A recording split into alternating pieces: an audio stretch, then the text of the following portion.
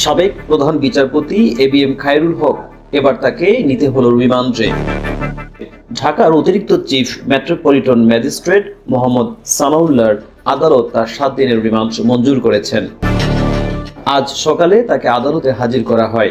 শাহবাগ থানার তদন্ত কর্মকর্তা পরিদর্শক খালেক মিয়ার শুনানিতে হাজির হয়ে 10 দিনের রিমান্ড আবেদন করেন। রাষ্ট্রপক্ষে অতিরিক্ত পাবলিক প্রসিকিউটর শামসুদ্দোহা সুমন শুনানি পরিচালনা করেন। দুই পক্ষের যুক্তি উপস্থাপনের পর বিচারক 7 দিনের রিমান্ড মঞ্জুর করেন। আসামি করা হয়েছে সরকারি কর্মচারী কর্তৃক দুর্নীতিমূলক উপায়ে আদেশ, রিপোর্ট, রায় বা সিদ্ধান্ত প্রণয়ন এবং আদালতের নথি বা সরকারি রেজিস্টার জাল করার অভিযোগে শাহবাগ থানায় দায়ের হওয়া মামলায়। এর আগে 24 জুলাই সকালে এবিএম খায়রুল হককে ধানমন্ডির একটি বাসা থেকে গ্রেপ্তার করে ডিবি পুলিশ। সেদিনই যাত্রাবাড়ী থানায় কিশোর আব্দুল কাইয়ুম আহাদ হত্যাকাণ্ডের ঘটনায় তাকে কারাগারে পাঠানোর আদেশ দেন একই আদালতের বিচারক মোহাম্মদ সানাউল্লাহ।